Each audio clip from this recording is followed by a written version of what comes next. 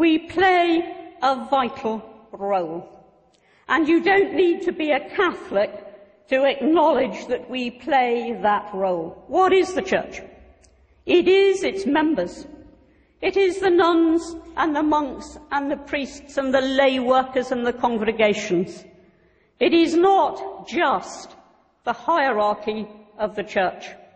And I believe that the Church to which I belong is a massive, massive force for good. But let us not just keep the debate at that level. I knew somehow that when we were here tonight, we would be discussing child abuse and condoms. They came in the end. I almost thought we were going to get through an entire speech without condoms from Christopher Hitchens, but we got them at the end. But that is not what the Catholic Church is about. It isn't only about the physical relief of the poor. It isn't only about the work it does on earth, but it is the message that it preaches. And that message is one of hope. That message is one of salvation. And it is all very well for some people in an intellectual arrogance to say, we can do without that. But actually, billions of people across the world live by that message of hope and of salvation. They try to live by the commandments and also by the interpretation of those commandments by Christ.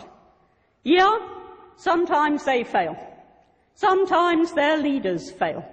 Human beings do fail. But overwhelmingly, I say to you tonight with no apology or whatever, that a world without the Catholic Church would be poorer, would be more hopeless, and would be a worse place in which to live.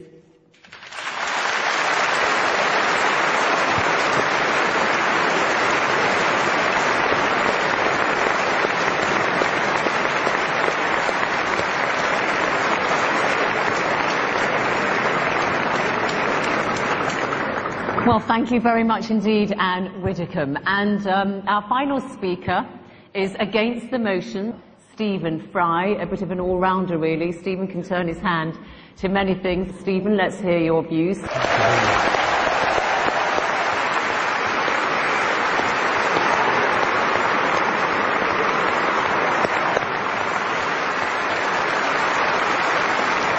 I genuinely believe that the Catholic Church is not, to put it at its mildest, a force for good in the world.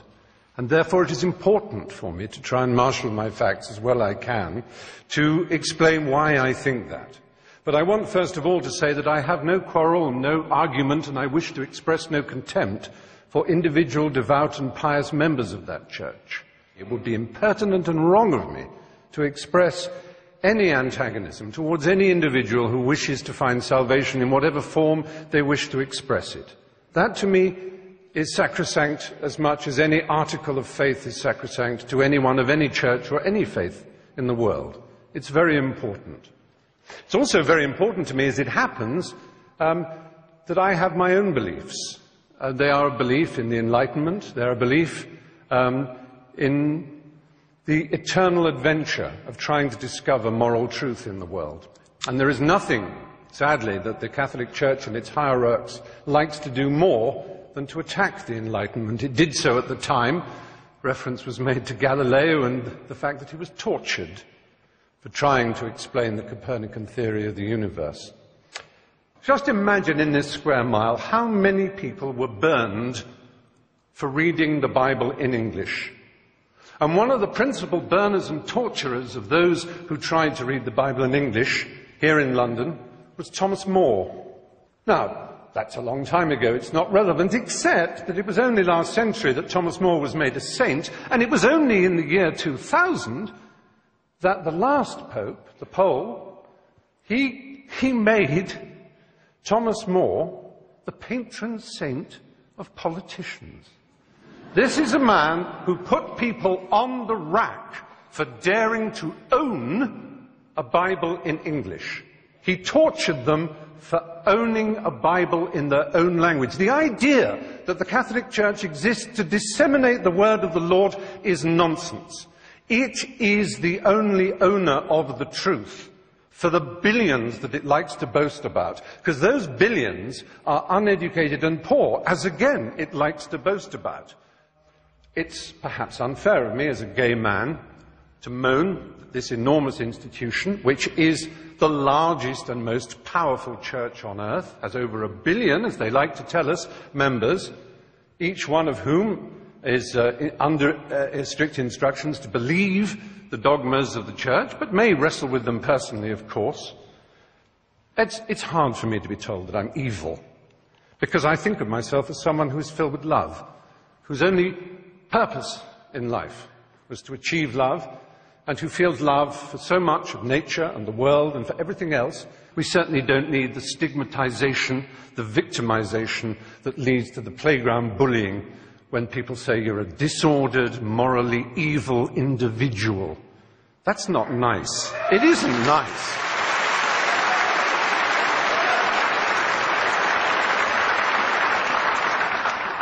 The kind of cruelty in Catholic education, the kind of let's not call it child abuse, it was child rape. The kind of child rape that went on systematically for so long.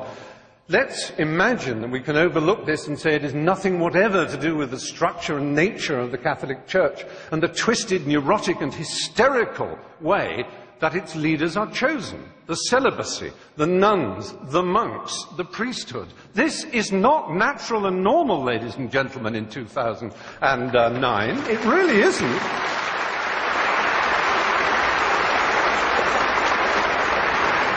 I have yet to approach one of the subjects dearest to my heart. I've made 3 documentary films on the subject of AIDS in Africa. My particular love is the country of Uganda. It's one of the countries I love most in the world.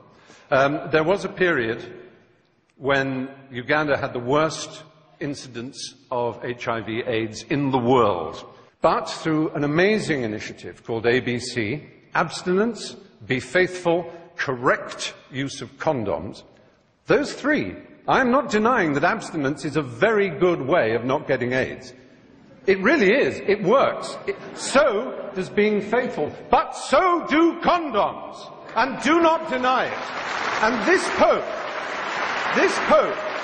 not satisfied with saying condoms are against our religion, please consider first abstinence, second being faithful to your partner. He spreads the lie that condoms actually increase the incidence of AIDS. He actually makes sure that aid is conditional on saying no to condoms. I have been to, there's a hospital in Bwindi in the west of Uganda where I do quite a lot of work. It is unbelievable, the pain and suffering you see.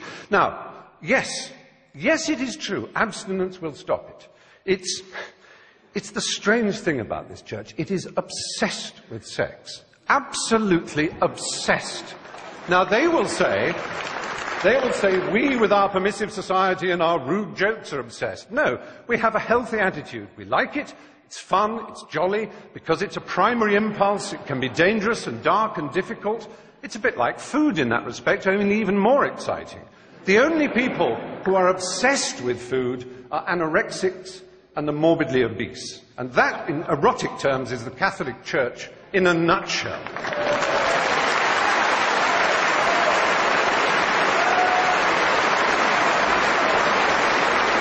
So, do you know who will be the last person ever to be accepted as a prince of the church? The Galilean carpenter, that Jew. They would kick him out before he tried to cross the threshold. He would be so ill at ease in the church. What would he think? What would he think of